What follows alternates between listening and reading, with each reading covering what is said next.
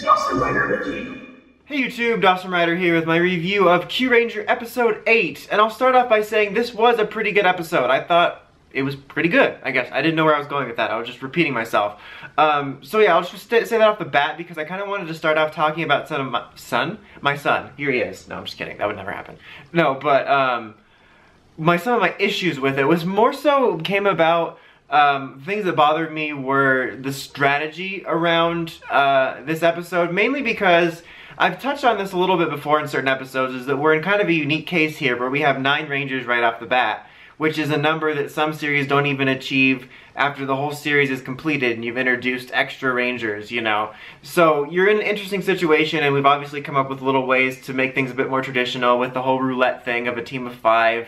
But, you know, of course in the early episodes and then in this one we made use of actual all 9. And that's where my issue sort of came in, is we had this bit where we were splitting them up because they wanted to essentially destroy, I can really talk in this one, guys, destroy all these control towers or energy suckers or consumers or whatever they're called.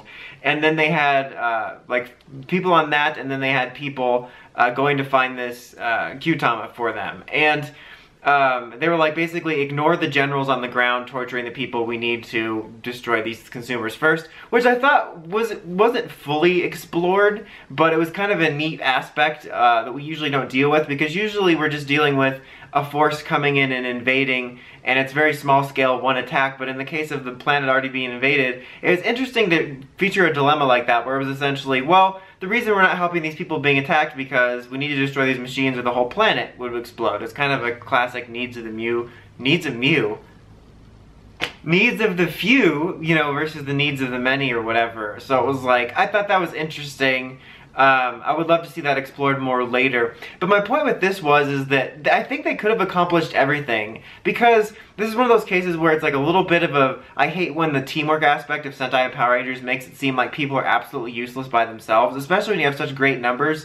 And we've also had series where a team of 3 was just straight up a team. So you essentially could have 3 teams here.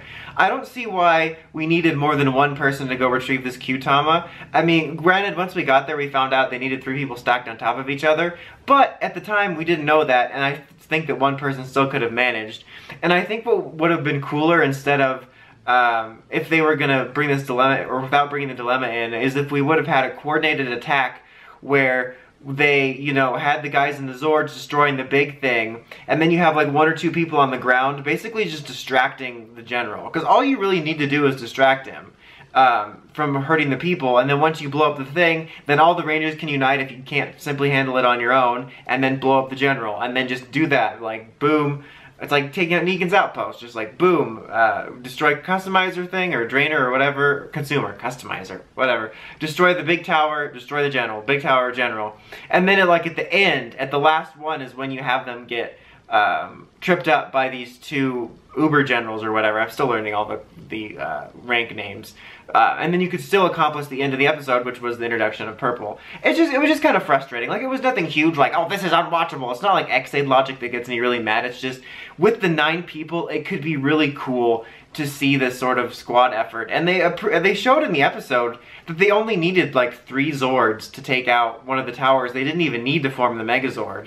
And I thought it was kind of stupid that when Sparta went off on his own, that Lucky followed him. When he said, I'm going to follow him, I'm like, okay, he's just going to get out and not disband them. But he did.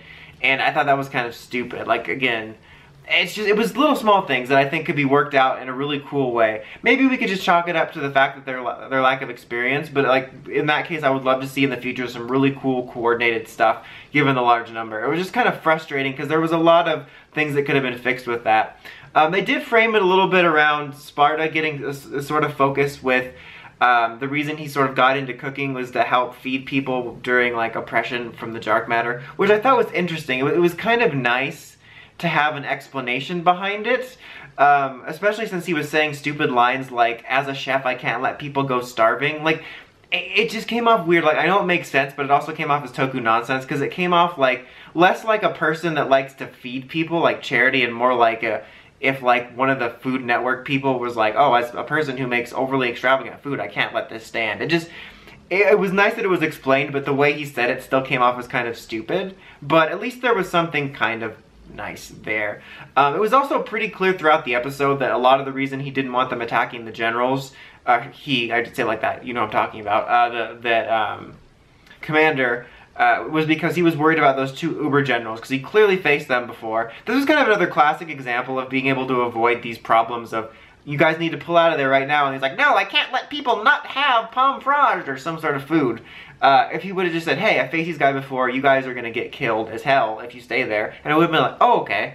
It was just kind of the miscommunication and strategy that bothered me about it. But otherwise, even though I didn't agree with the placement of it, I thought it was interesting to have the teams going different places. There was some good action in the episode, some decent-ish stuff with Sparta, and I liked the introduction of Commander, although I do think it's a bit early. We've known pretty much since right when it premiered, because we know Six Ranger stuff when the series premieres, that the purple and then the kid's going to become blue is on the way. And they're so close to each other. I wish in general that blue wasn't coming so close after purple or violet, but I wish that they would have held off on this. I know that they've been introducing Six Rangers, that's just kind of a general term, earlier and earlier. Like, I believe Star Ninja was also episode 8 or something early like that. But in the case of this, when we have 9 people, which we've barely gotten a chance to just know, it's kind of even more rushy, which is why I'm going to assume we're going to at least get one more Ranger, given this, how early. Like, I would have liked to, it would have been kind of far-ish in maybe 9 episodes. Like, if we would have gotten at least one more episode that focused on each Ranger that was more of a solid focus.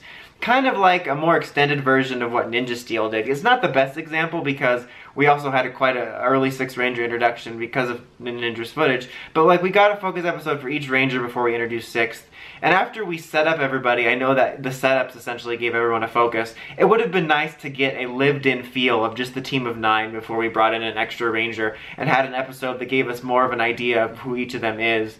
And just sort of, like I said, get to live in that space and that idea of 9 Rangers. Because even though I just mentioned that I like that Ninja Steel did a focus for every Ranger before Star Ninja or Gold Ranger, I still hate how little time we get to live with the core setup. Because I remember a time where you could distinctly remember what it felt like when you just had the core Rangers, and then this was the era once the other Rangers were introduced. And now it's so early, it all bleeds together. But regardless of me wanting the debut to be later, I thought it was a pretty decent debut. Pretty generic stuff, very almost Doggy Kruger-esque if you've faced these guys before. But it was a neat debut. I hope because I think in the mythology when they introduced it in the beginning episode, they talked about the 9 Kyutama, so I definitely hope in the next episode 2 we get an explainer on why there's suddenly going to be 11. But it was a cool debut fight. I really like Commander's suit a lot. I don't know any details about this because I, first of all, didn't read the information about the scans, and I've been kind of blocking out Toku News more than necessary these last few weeks. But, like in this original pictures, he has like that skirt cape thing on his bottom half, kind of like Wizard had and like Jewel Whale had.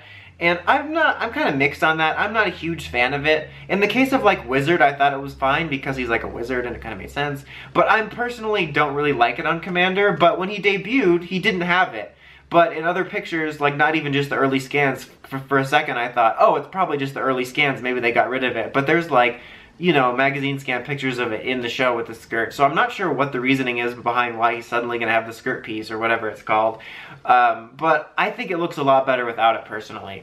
But that, his bottom half aside, you know how it is. I really like the suit a lot. I think the helmet looks really cool. I love the gold edging around the dragon. The way the black like chest armor contrasts off of it's really cool. So yeah, I thought it was a good like debut. Not like in terms of this was an engrossing story, but like a good introduction scene for him. And hopefully next week's build off that. And this was definitely a far superior episode to last week's birthday shenanigans.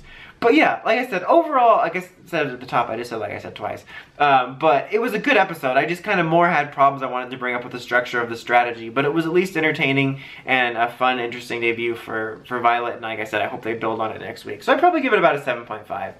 Anyway, that's about it. Until next time, make sure to read the podcast at writersrangerambles.com. And of course, don't forget to like, comment, subscribe. Till next time, Dawson Ryder, signing out.